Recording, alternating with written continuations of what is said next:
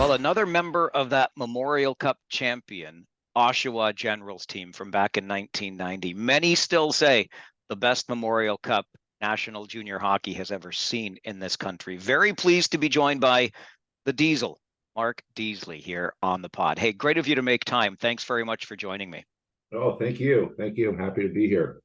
A product of the GTHL and then a third rounder to the Oshawa Generals back in '89. Did that feel at the time, Mark, like you'd made it? Because the GTHL, we know, was a hotbed for hockey. A lot of great teams there, a lot of great players, and then you get to take that next step with the Oshawa Generals. It was kind of, I have to say, I was almost kind of like the opposite of a lot of children where they're like, I'm going to make it to the National Hockey League. I remember going to my mom when I was playing 15 years old. I said, I think it'd be really good if I could make it to Junior B. And then I had a good year playing Double A, and then I got recruited by the man name of Ed Robichaud to play with the Young Nationals, 16U AAA or midget year or whatnot. And halfway through the year, he says you're estimated to go in the top 3 rounds in the Ontario Hockey League draft. And I'm like, and here's an agent for you. And I was like, oh, really? So then all of a sudden, then the dream sort of became alive. It's, getting an opportunity to get drafted and play in the OHL is an honor. I know in my book, I quote a study they did in 1985 where they followed 22,000 10-year-olds and to see how many would make it into the Ontario Hockey League or Division I college. And that was a total of 132. So it's just even to make it to the Ontario Hockey League is quite a feat. So it was definitely an experience. Is that why, Mark, maybe at the age of 15, you weren't really sure how far this hockey thing could take you, and you were thinking maybe, hey, Junior B, you were pretty aware of the odds really against not only even making the Ontario Hockey League, but of course beyond. Uh-huh. Well, I'm a big fella, and because of that, I was kind of a late bloomer, So there was some years where there was one year in particular, I can't remember how old I was, but I grew 7 inches in 1 year. So I had to go to physiotherapy for my hamstrings because my muscles weren't growing as fast as my skeleton was, and I was awkward and clumsy, and and then somehow it's age 16, it started to, all come together. And before you know it, I'm a prospect in the Ontario Hockey League. So, I mean, once that happened, then I was like, oh, maybe hockey can become a thing. So.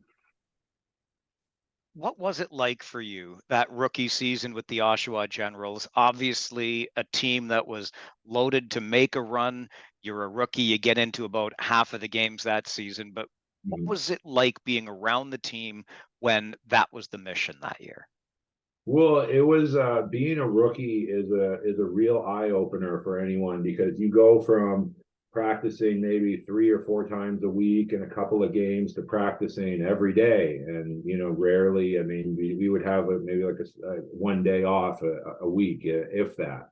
So you combine that with going to school, to high school, and then getting to the rink around, say, 3:30, and then you would be on the ice for maybe a couple of hours, and then you're doing dry land training certain times, and then other times you're doing film. It's definitely, you get that feeling you're at the next level, and it's hard to keep up. I mean, it was I remember one time the coach was talking to us in the dressing room before practice, and I think I started falling asleep, and I actually fell asleep and then woke up just in time where I didn't get caught falling asleep, because it was intense. You get up in the morning, you go to school, and you're practicing with these guys now that are 18, 19, 20 years old. It definitely makes you better. But a lot of junior, especially if you're on a winning team, there's a little bit of a Lord of the Flies aspect of it. I mean, there's 4 lines, and they're probably carrying 15 skaters, and there's 6 defense, and they're probably carrying 8. So you have an extra line and an extra set of defense that are battling to get on the 4th line. And even when you're on the 4th line, you're probably only going to get 5 to 7 minutes of ice time. So just getting any type of experience your first year is a plus, and that's kind of common for a lot of players, except for some of the ones that are the superstars in their first year and rookies. That definitely wasn't me. So the advice I'd be to anyone that's coming into the league, it's going to be a grind, and just do everything you can to fit in with the team and be a good team player and get a spot. And as my old coach said, this was kind of old school. He's like, rookies are to be seen and not heard. So, be wary of your words when you're a rookie, especially around some of these coaches, because some things can be taken out of context, and you're going from a situation where you were a big fish in a pond, and probably the guy in the locker room that's chatting it up and telling jokes and stuff like that. And when you come into junior A, it's kind of like there's like a little bit of a pecking order, so that definitely exists. And you probably it would definitely help a rookie out in that manner. You definitely were a good teammate, and you left an impression on that team, because I spoke to a couple of your former teammates. They had nothing but praise for the young Diesel, including the fact that you were always willing to get buckets of steam from the Zamboni room, and you learned that there are left and right skate laces. Oh, so you must have been talking to Corey Banica. So, why would you think it was Banny? What would? Yeah, so the buckets, it's like I graduated from college cum laude and became a certified public accountant and passed the first time. But when you're a big awkward guy, kind of the assumption is you're a little slow and dumb, right? So it's like they say, okay, well, go and get us a bucket of steam. Like, you and I know you can't really get a bucket of steam on. But then I started thinking, well, maybe I get a bucket of hot water and I put some cellophane over it, and then I bring the bucket in and then push it up and take the cellophane off, and I'm like, there's your bucket of steam. It's like, what do you want me to do here, guys? So it's like you have to go along with that ebb and flow. Otherwise, you're probably not going to gel well with your team. And that's a perfect example of like, okay, everyone here on this team thinking I'm an idiot. I'll just play along with them, and I'm the rookie, haha. And so that's a little bit of that, but Corey's a heck of a guy. So, well, he says the same thing about you to this day. And it turns out it might not be unique to hockey per se. I worked in a factory when I was in high school, did a weekend overnight shift, and the initiation, I guess, there was carrying 2 full buckets of water, except I didn't know it was water. I was told it was a highly combustible material that if it swished or spilled, there would be either a fire or explosion. So I'm walking across this plant floor for all my worth, trying not to jostle the buckets of water too much that are hanging from my arms. That's something. It sure is. It sure is. So there was another rookie on that team, and you played with him the following season as well. Of course, a kid by the name of Eric Lindros, who I'm not sure was ever really a rookie, considering how highly regarded he was. But what kind of a presence was he? Well, he was a generational talent, and not only could he put up points like Connor Bedard did, but he was 6'5" and 235 pounds. On a side note, I knew Eric before he got traded to Oshawa. We went to school together in North Toronto, and we would get together and play in his backyard. And we would play keep away, one-on-one, and then get into like pretend fights that kind of almost turned into real fights. So a lot of people don't know this, but I had a big hand in creating Eric Lindros. So, and I've never quite got the credit for that. Because nobody knows about that story, but that's something Eric could definitely verify. And but that being said, we all kind of had a feeling that like with Eric, the team could come together and win the Memorial Cup. And there were some times when we had Eric there that we were not winning, and we got into a kind of a bit of a bad streak. And we had to fight our way out of that. And I think that happened, probably 20 games before playoffs. So we kind of did that, and that kind of helped us gel as a team. And with Eric, we really believed that we could win, and we did. So it was, but he brought a presence of like, we can do this. When you talk, Mark, about having a hand in creating Eric Lindros, was it those backyard battles, those keepaways, those fight practices, if you will? Because as you already mentioned, you're no shrinking violet yourself. You were a big kid. Yeah, we were the same size, so I'm sure Eric's mom and dad, were like that. And we would definitely battle hard, and playing keep away can get frustrating, especially if you have the puck the whole time. Then you're going to start doing stuff like illegal and grab the pants and this and that. And then, of course, that would turn in, yeah, you want to go. And then we would drop the gloves and then we would fight, and we did that all the time in his backyard. So I'm sure I made him a little better, and I'm sure he made me a lot better. So, but that's a story that a lot of hockey folk don't know about. What do you remember, Mark, of that Memorial Cup that, as I mentioned at the outset, people still talk about as being the best we've seen in this country? I'll tell you what I remember about those playoffs was how good the hot dogs were at Oshawa Auditorium and the popcorn, because I never played a playoff game. Yeah. So, I was there for emotional support, and that's,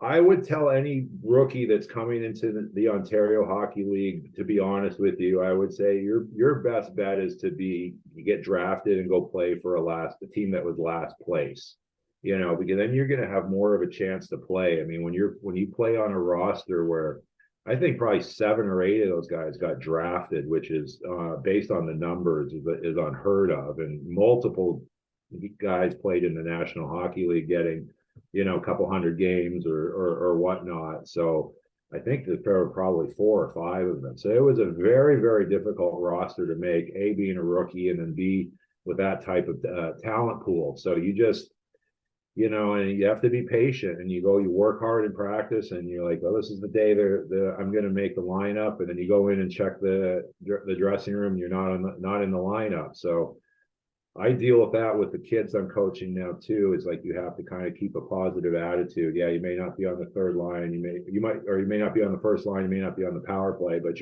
you're on the third line on a winning team playing hockey, and that's kind of the attitude I had to keep, not being, I'm not going to bring the team down when they're on a Memorial Cup run. So, and then just being a good practice player and a good teammate. But yeah, Oshawa Auditorium, good hot dogs. So Great perspective. Great perspective. The next couple of years, you did, of course, get to play regularly with those Oshawa Generals, and certainly brought a physical presence to your game. We already talked about the size that you were, and you could still play the game.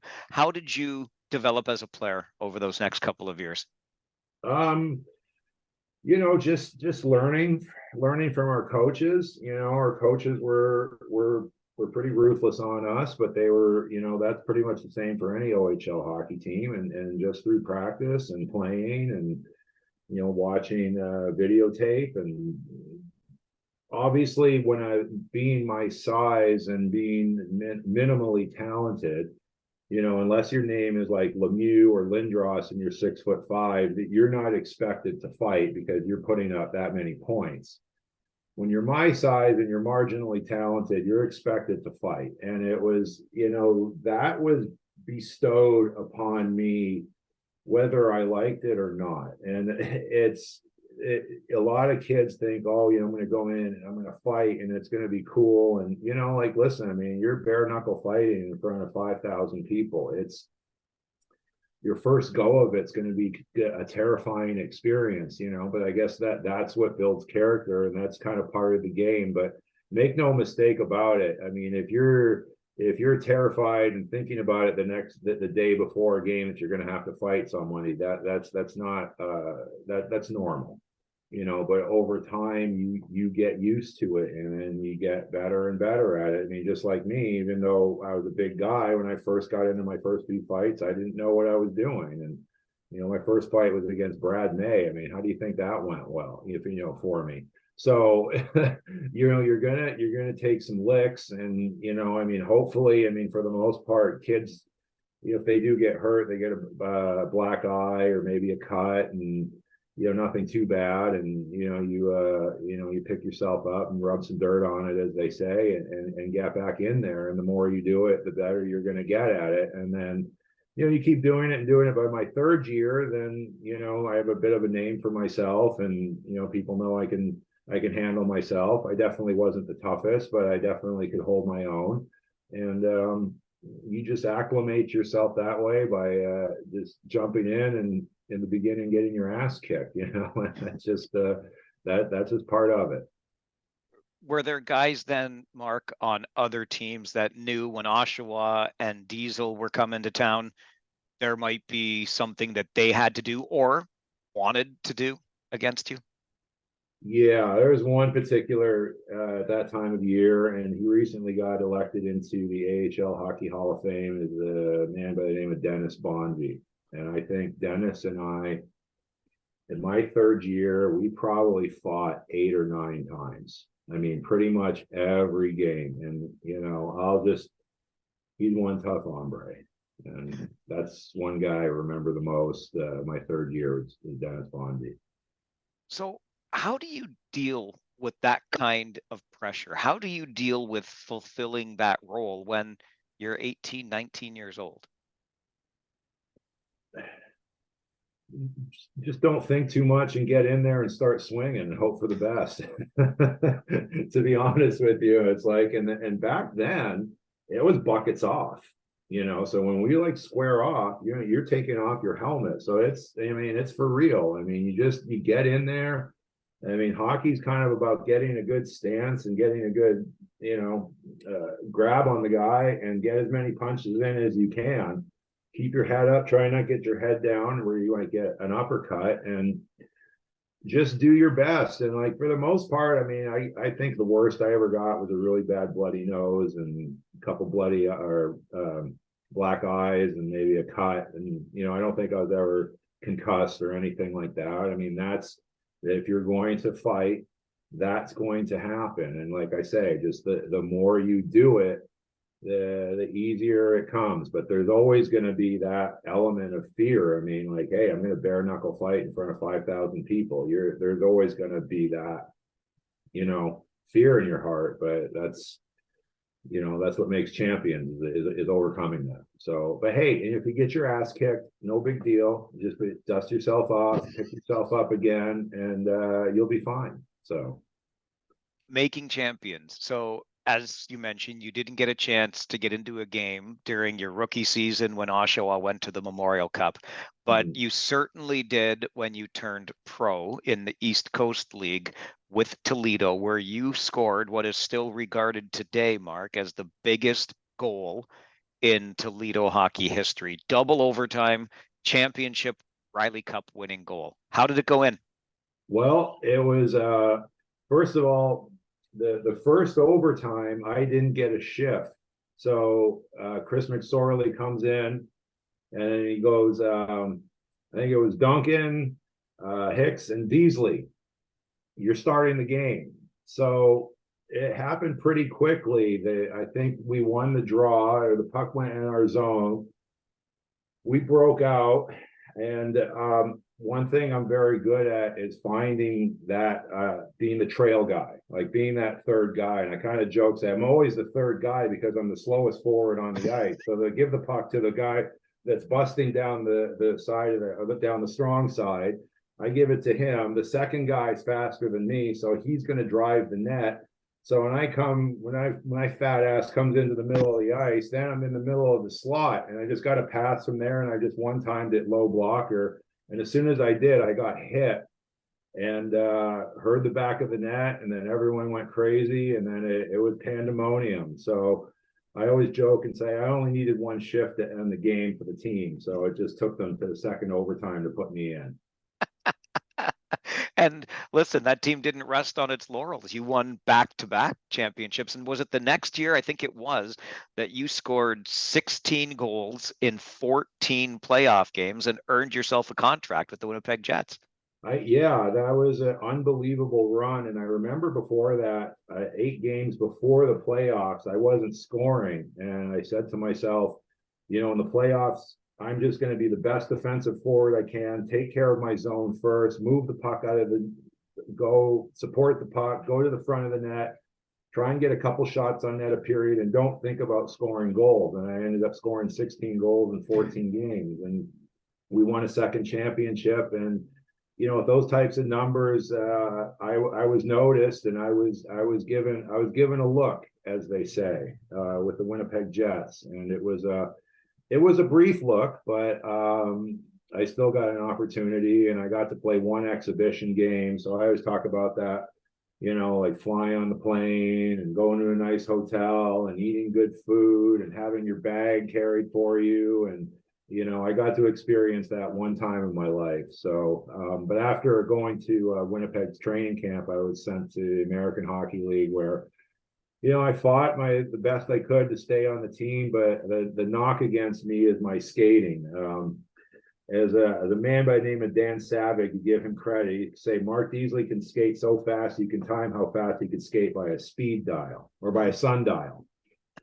So, I mean, that was a kind of a good one, So I just didn't have the Jets to play at the American Hockey League level and above. And, after that, I banged around in the minors a little bit more, and that was it. What did it mean to you to be inducted into the Toledo Sports Hall of Fame? Oh, I mean, it was an honor. I mean, I was the second one voted in, which was wonderful. You don't realize it at the time that those 2 years were the best years of my life. And, we still communicate today. We have a group chat. Like 14 of us are on there from the Storm days. We're having a reunion, a 30-year reunion come January 27th at Huntington Center in Toledo. Just having some recognition for my art form. I mean, everyone plays hockey a different way, and mine was a combination. I mean, I wanted to be a power forward. I mean, I didn't mind fighting as long as I was in the game and playing. What I didn't like is when you're just there to fight and you're just on the fourth line and you get two shifts and one of them's to get into a fight. That didn't really interest me, and that kind of sealed my fate as far as how far I was going to go in the game. But yeah, it was an honor to be recognized for your art form. That sniff with Winnipeg wasn't the only sniff, so to speak, for you, because did you not get to compete with your fellow Toledo alumni in an outdoor game versus some alumni of the Detroit Red Wings? Yeah. Thanks for bringing that up. We got beat 7-4, and it's I use that experience and I talk about with teaching my players, because I'll have to admit I wasn't much of a passer.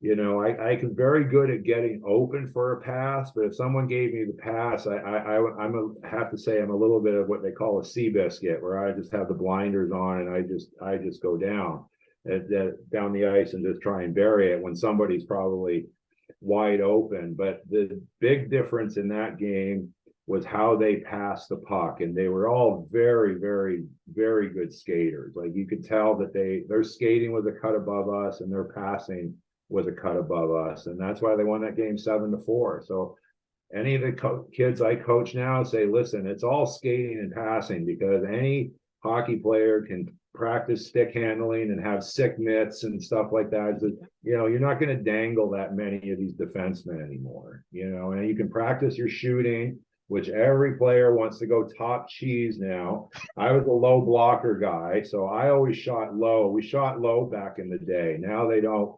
They shoot the puck higher, but I still think more goals go in on the ice than going top shelf. So, that's the advice I give to hockey players: passing and skating.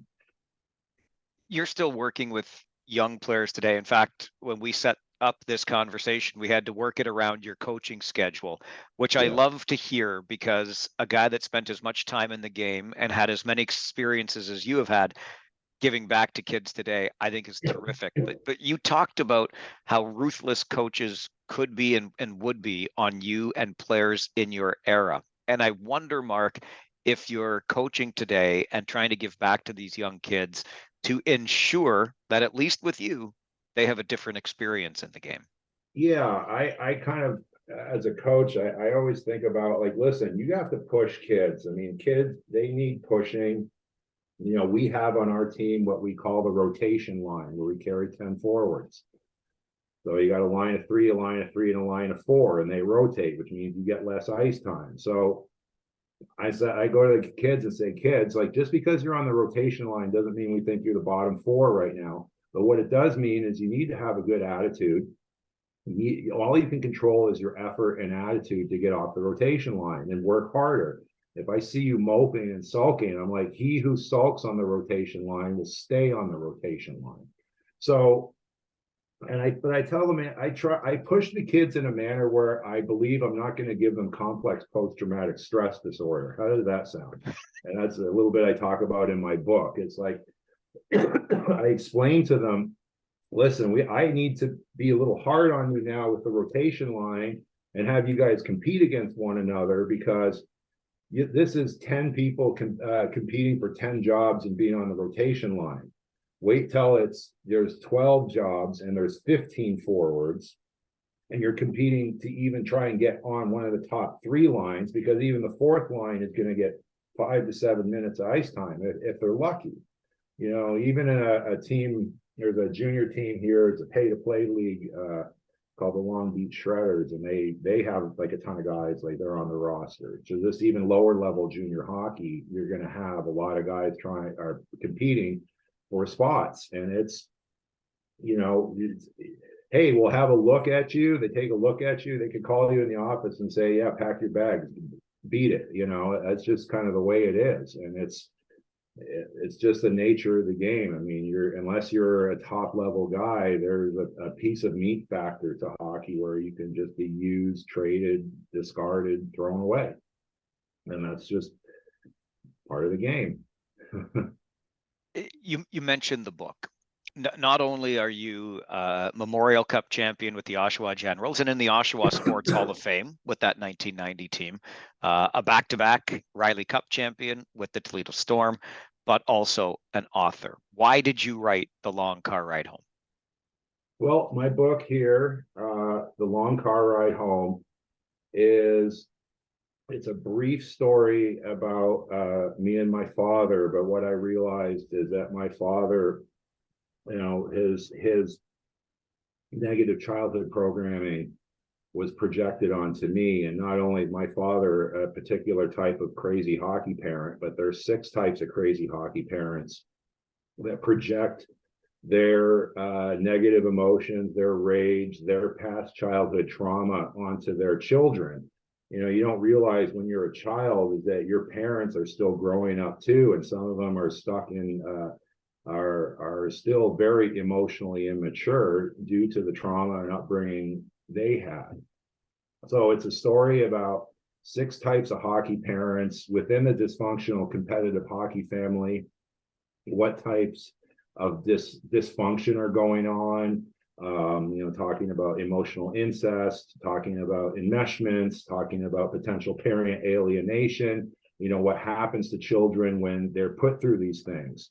When you have different types of parents, you have what I call a neglectful narcissist or neglectful netty. He's the father that is introverted, doesn't get along with the parents, drops the kid off at the rink, isn't really emotionally connected to their child, is present but isn't really there. I mean, if they're watching the games, they're probably spending more time looking for hockey moms that are easy on the eyes than watching their child play hockey. So like their abuse to their child is what's called childhood emotional neglect.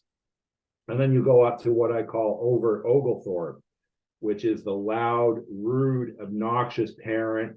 Everybody in the rink knows this parent is a narcissist, but they have no self-awareness that them yelling at their child, yelling at the ref, yelling at the coaches during the game is highly toxic for everyone around them.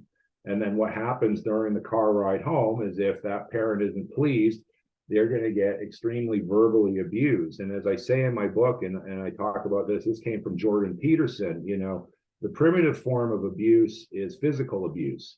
The sophisticated form of abuse is the continual systematic undermining of the child's courage over a period of time.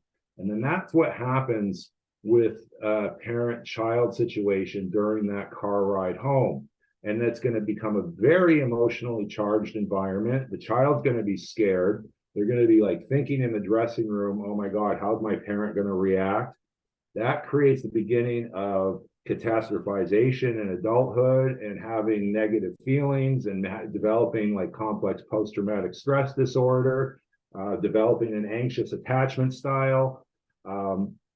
So these parents don't realize how much they're messing up their kid through the game of competitive youth hockey. And in my book explains all of this. And it's say like, don't let the 242 pages fool you. It's only about 50,000 words. You're a strong reader. You can read this in about 3 hours. So like 3 to 6 hour read, and you'll know everything there is to know about narcissistic abuse, crazy hockey parents. I even through the psychological profiles talk about what type of parents will email or text coaches during the game. So, or what they'll type, or what they'll text the coaches. You know, they'll talk. You know, hey, you're using the wrong lines on the power play. You should be using these line combinations. You know, in practice, you should be doing this. You should be using this type of system. You know, when you know, then, and if there's any hockey parent listening to me, and then you are doing this, you need to take a serious look at yourself and make some changes, because what gives you the right to text and email the coach what he should be doing when you haven't taken any training at all, and that's not your job. So, but what these parents don't realize is they're just projecting all their stuff onto their kids and making them the same. And that's part of my development. Is I had to look at myself while I was writing this book and say, oh my God, I'm a sore loser to the nth degree. I catastrophize, I procrastinate, I self-sabotage. I'm hypersensitive to being bullied. I've been a bully. You know, it's like you go and you start listing all these negative traits, and then it's like, oh my God, I became my father, just in a kind of a different way. And then unfortunately, you're going to have that day to make adjustments to become your authentic self. I mean, your authentic self doesn't want you riddled with narcissistic traits. And that's basically kind of what the book is about and what I did to heal myself. And part of healing myself was becoming a youth hockey coach, because as I say in the book, I coach youth hockey for self-mastery. I mean, I'm certainly not doing it for the money. So, but I find teaching them and saying, you know, hey, you know, losers make excuses and blame everything else for their problems. Winners accept their mistakes, they own up to them, and they figure out a way to make the necessary adjustments to win. You know, so as I'm teaching the kids, I can't really go and then leave after teaching them and then blame someone else for my problems, you know. So it's like, that was a big reason why I kind of got into coaching and giving something back. And if you're one of those players, and let's face it, I mean, some players leave the game not liking the game anymore. And that was me. And I think that can be a big mistake, because that's part of your, you know, if you had a parent that was very abusive to you playing, at one time in your life, your inner child loved the game. And if you end up, the game is beaten out of you by your narcissistic parents and coaches, and you leave the game with a bitter taste in your mouth, that's going to be a big mistake. And part of what I talk about in the book is you kind of have to heal your inner child. And that's where I started playing hockey again. And then I got this crazy idea that I was going to play professional hockey again at 47, and everyone laughed at me. But a man by the name of Ian Duncan, who I played hockey with, was coaching the Menor Icebreakers in the Federal Prospects Hockey League. And I actually worked myself into some kind of shape where I could compete. And in 5 games, I got a goal, an assist, and 2 fights at age 47. So, and I did that, and I raised some money for the Family and Child Abuse Prevention Center in Toledo at the same time. So, finding that love of the game, giving back to others, having a mission. And part of the book too is, unfortunately, I because of my problems, I developed some serious drug issues. And at one point in my life, I had a $75,000 heroin addiction. So I talk about how I cured myself from that. And part of my story too, unfortunately, is when I was 5 years old, I was sexually molested. So I have a part in this book about sexual predator coaches and what to look for. And never leave your child in a setting with a coach where it's just going to be one-on-one with them ever.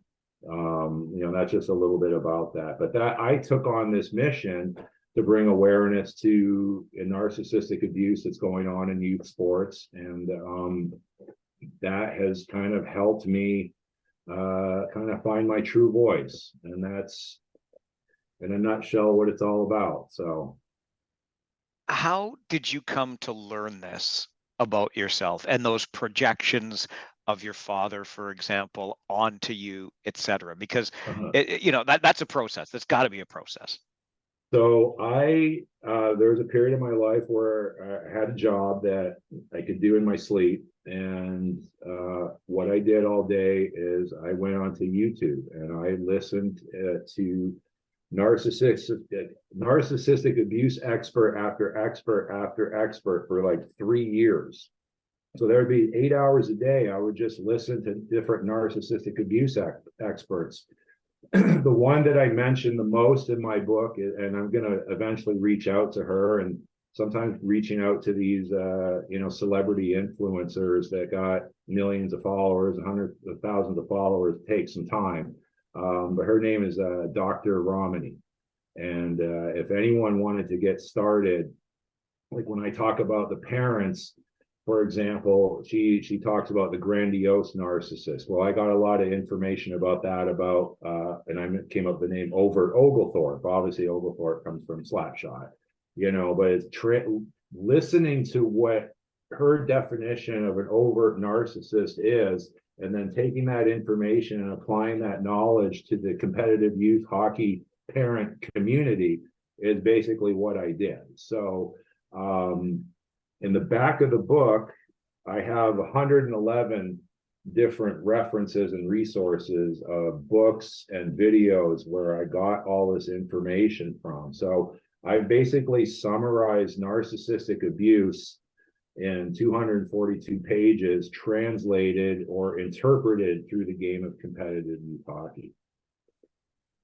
I love the title of the book, The Long Car Ride Home, because I think anybody who's played organized sports can relate to that car ride back home after the game, no matter what sport, really. Did you dread your car rides home?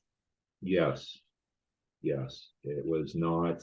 And then one thing that kind of helped me shape my game, and anyone will tell you, is that what hockey player was the most excited when they scored a goal? It would be me, and I would overreact and jump in, and I'll still do that in beer league, and I'll come down and go, yeah, it's like, yeah, that's just kind of the way I am. And the reason I was like that is that, when I talk about my father, and this is a good line. It says, hockey isn't about whether you win or lose or how you play the game. Hockey is about how many goals you can score.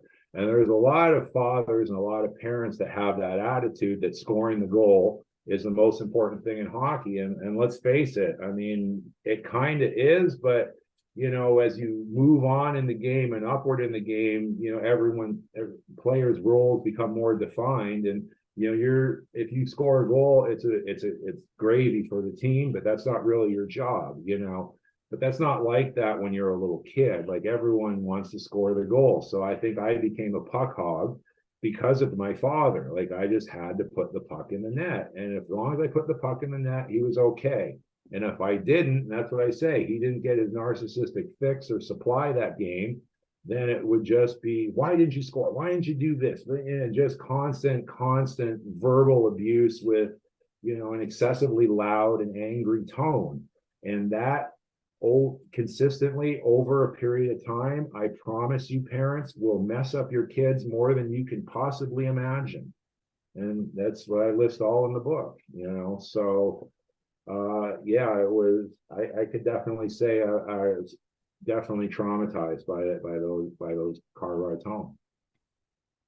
You talked, Mark, about that $75,000 a year heroin habit that you developed. Do you remember the first time you took it when you turned to drugs? And I talk about this in my book too. It's part of that is finding a way to numb. But when the game, I didn't really touch anything until my hockey career was over. And then it's like, man, you had a job where at one point you're fighting and you do well in the fight. Thousands of people are chanting your name, going Diesel, Diesel, Diesel. What's going to replace that? It's like, what's going to replace that? And you had that. You don't realize at the time that that's your external validation fix. And then once that's gone, so what can I replace this with? So I got into, I sort of got into it kind of that way. And then, the thing with heroin, unfortunately, it was with OxyContin, and I got introduced to OxyContin, and you would smoke it. And that was one thing, if I'm talking about my opiate or heroin addiction, I never used a needle. I kind of fell in love with smoking it. And then when they came out with tamper-proof pills, then it was everyone kind of switched to heroin, and that's kind of how it went. And then it went really bad for me for a period of time, and I ended up in the hospital. I almost died. I had bacterial pneumonia, and I was 320 pounds. And I just had that moment where I'm like, what happened to me? Like, how did I get here? And I need to figure myself out or I'm going to die. And that's kind of the intro of this book. And then that kind of led into having almost like a spiritual, or you can call it, and you can call me crazy that I was ordained by the hockey gods, but I got this overwhelming feeling that it was like, write a book about you and your father that will help people. And like I said, the book's very, very little about me and my father, and gets way more into the psychology of narcissistic abuse and things like that. But that's kind of what led me. And like I said, I was in a dark place. So I talk about this in my book, and Jordan Peterson would say this. I mean, if you're lost in life and using drugs and alcohol, you haven't found your purpose. You haven't found your true calling. I mean, you don't have anything positive to do with your life. I mean, just having a mission, and then whipping yourself into shape. And I talk about working out and eating right, and going to bed and drinking enough water will solve 40% of people's anxiety and depression right there. You're eating a bad diet, that's probably making you depressed. But that's kind of what led to the book. It was at the end of a really, really dark period in my life. I started writing, and I started trying to figure it out. And one part I don't talk about in the book is, as I told my mother, I said, I've done some research, and I think my father's got borderline personality disorder. And she just was calm for a minute, and then just told me, your dad's a narcissist. Then it was from there, I'm like, okay. So that's when I started researching narcissistic abuse and what they project onto their children, and all the negative narcissistic traits that are projected onto you. And then I had that moment where it's like, oh my God, like, my issues aren't my issues. My issues are my narcissistic traits. I mean, I did that day and look in the mirror and say, dude, you probably you're a narcissist in a lot of ways. And that was kind of like the beginning of like healing myself. And it's little things. It's like, after a beer league hockey game, I'd still do the same thing to myself. Like, if I didn't score, we didn't win, I would chastise myself in the car. I'd be yelling at myself like a crazy person, because now what's in me is my father and his negative childhood programming. So now it's like being aware of that, saying, okay, stop. Okay, guys, like, you just played a beer league game. There were no scouts in the stands with contracts in their pockets, getting ready to sign you. You're going nowhere, guy. You're just there for a good workout and hang out with some good friends and have a beer or two. And if you go home in one piece, it was a good day, So it's becoming aware of that programming and saying, like, stop. You don't need to act that way. If you lose, you don't need to get that upset. If somebody appears like they're bullying you, you don't have to come over their head and say, like, I'm gonna rip your head off. It's just like being able to step back and kind of feel those negative emotions and watching the end result of your negative actions based on those negative emotions, and saying to yourself, that's not what we want to do. That's not the type of person I want to be. So, if you're struggling with drugs or alcohol, or you were raised by abusive narcissistic parents, I hate to tell you, you probably have some serious narcissistic tendencies yourself. And until you address those, you're not going to make significant changes in your life. How did you manage to overcome your addiction? Was it sheer willpower? Was it this awakening from the hockey gods? It was a lot of that. It was also, and I want to, if there's any parents that hear this, or anyone hears this and they have a loved one on opiates, they need to get them on Vivitrol. Vivitrol is time release naltrexone. So it blocks the effects of heroin and opiates. So once you get that shot, you get it shot in the butt every 30 days, and that will prevent you from getting high. It'll also prevent someone from getting drunk on alcohol. So yes, they're going to try and do that at first when they have the drug in them, but eventually you'll find that it's useless. So you can't get high. So now you have 30 days, and then I was on it for 14 months.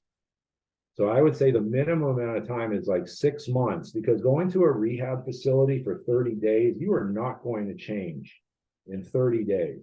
Highly unlikely. The odds are very, very low. I think it's like 2% that go into a 30-day stint in an overpriced rehab facility, and they relapse.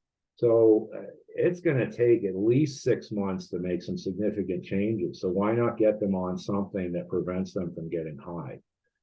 That would be my first recommendation.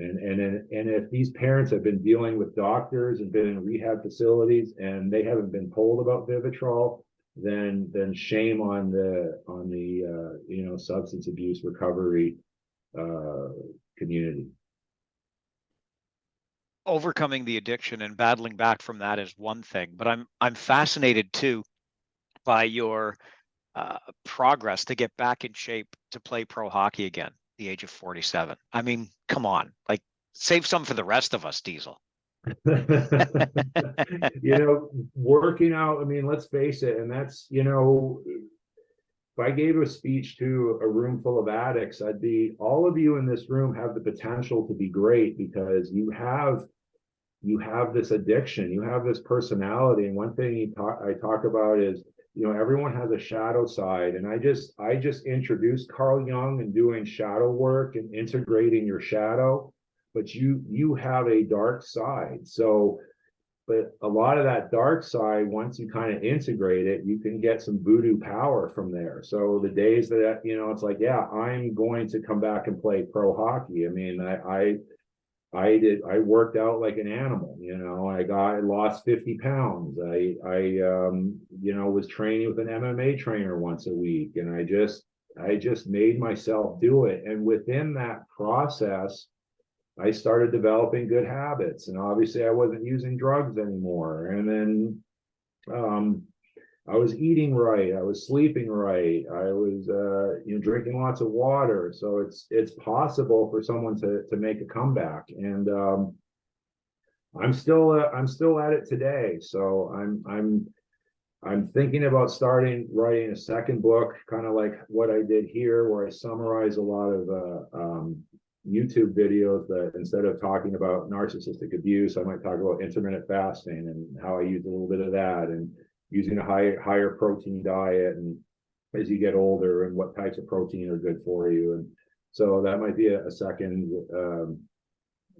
project for me. But yeah, I wanted to do something that would be memorable. So part of my mission too is to inspire people to lose weight and get in shape and live healthy lifestyles. And like I said, if you're struggling with your mental health and any type of substance abuse addiction, working out, eating right, sleeping enough, and drinking plenty of water will solve 40% of your issues.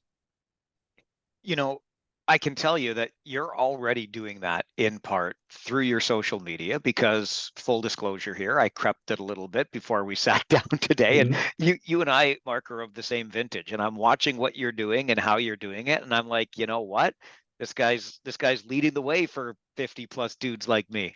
Yeah, exactly. And it's, you have to think about, having, I listened to a guy by the name of Dr. Peter Atella, and he talks about, aging well. And he said, you want to live your life in a manner where you would be the most kick-ass 100-year-old person in the world. So it's like, unfortunately, right now I'm dealing with something called drop foot. I have an issue in my spine. I'm not going to get into that, but I can't lift heavy weights anymore. But I'll do goblet squats, just holding 40 pounds. And it's like, why do you want to do goblet squats? It's like, when you're 100 years old, you want to be able to lift up your great grandchild. So it's like that kind of thinking. So doing kind of exercises like that, yeah. So I'm staying away from heavy weights right now. And then just, it's kind of scary stuff too. Like my wife and I don't have children, and a good half of the people that are in senior age facilities is because they can't go to the bathroom by themselves. So just doing 10 minutes of yoga every day when you're 50, that translates into hundreds of hours done when you're 70 years old. So a lot of what I talk about is like, I ride the bike every other day, but I only ride it for 23 minutes. Why? Because that's all you really need to get a good workout in. Someone told me this, that kind of a smart guy, and I kind of get sick of being on the bike after 23 minutes. So the best workout you can create is a workout that you're willing to do tomorrow. So it's like, I'm probably not willing to ride the bike an hour, but I get on the bike for 23 minutes. And because I'm going for a smaller amount of time or shorter amount of time, I increase the tension. So I still get a really good sweat, but I, just cut it off after like 20 or so minutes, do a strength training workout, but just kind of do one really good set for each body part, and just be consistent. If you have to be consistent or it won't work. So that's what I kind of came up with: short, intense, consistent, or the SICK method that I try and follow. And I think if you do that, but then again, like 70-80% of it is your nutrition. Do you So think you have to dial that in.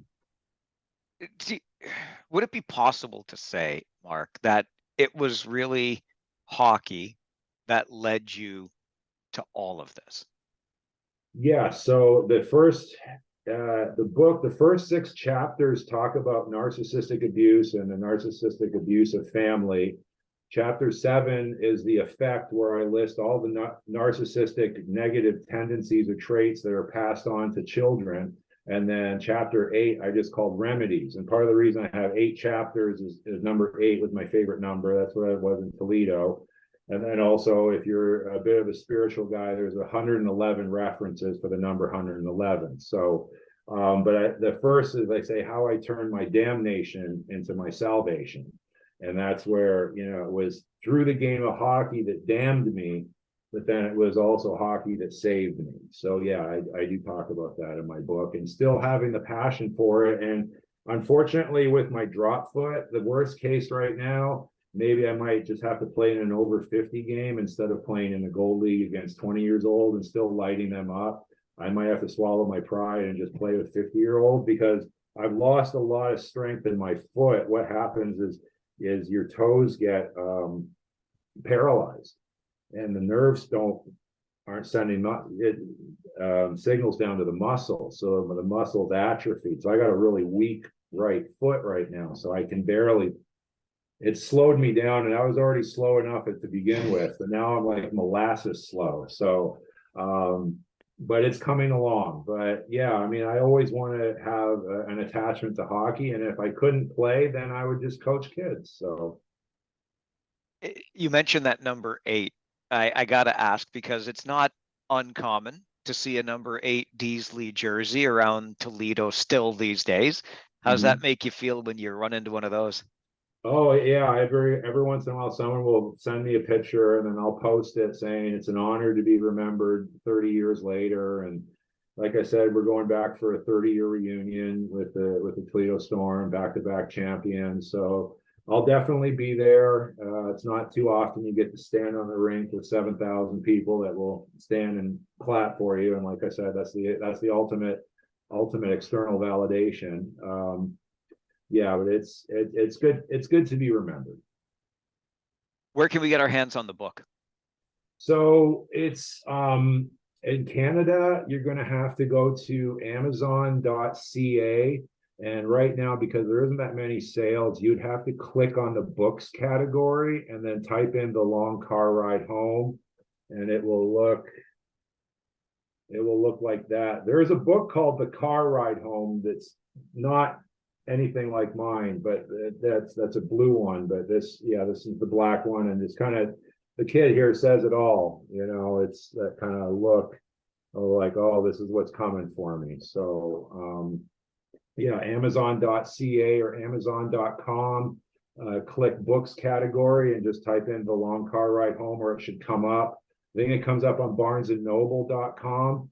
That website, you could just type in the book and it comes up as well. So but I have links on my Instagram. Anyone can follow me on my Instagram, and I'm going to start making some more videos. Someone recommended I get onto TikTok and start making some videos. I got the book here, to be honest with you. I don't really know how to market it, so an old dog's going to have to learn some new tricks here. So something tells me this old dog's capable of that based on what we've heard in this conversation today. Yeah, I'll figure it out.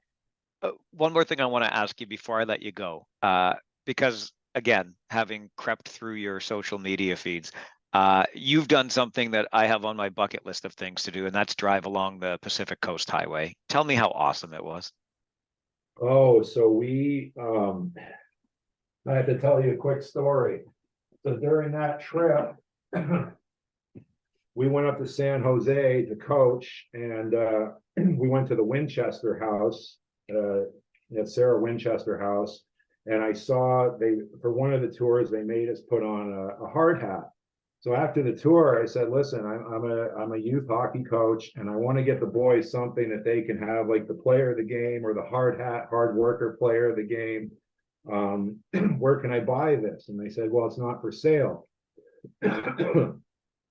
So I said, "Well, can I just have it?"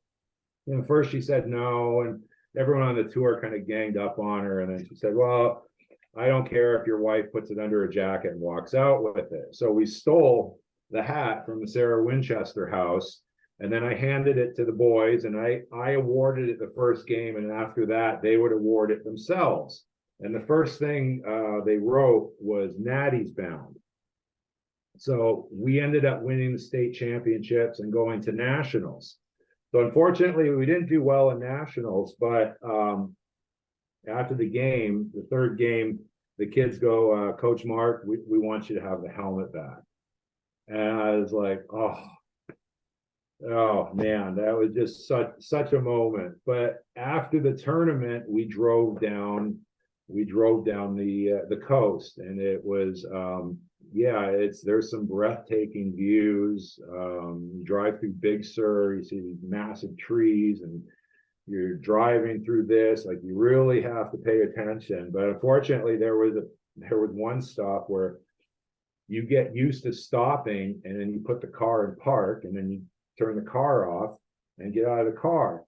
So it's close to the ledge. At this time, I started getting out of the car and didn't put the car in park. So it started rolling towards and this happens, by the way.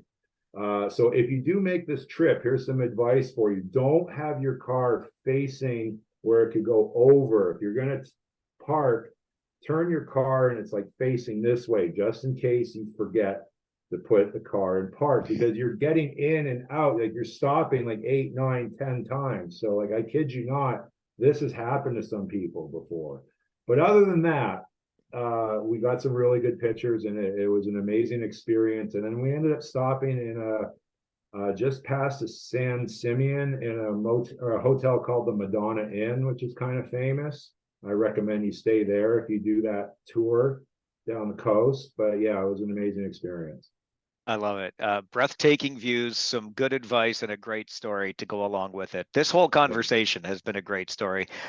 Diesel, really appreciate you making the time. Thanks very much for joining the OHL podcast. All right. Okay. Thank you.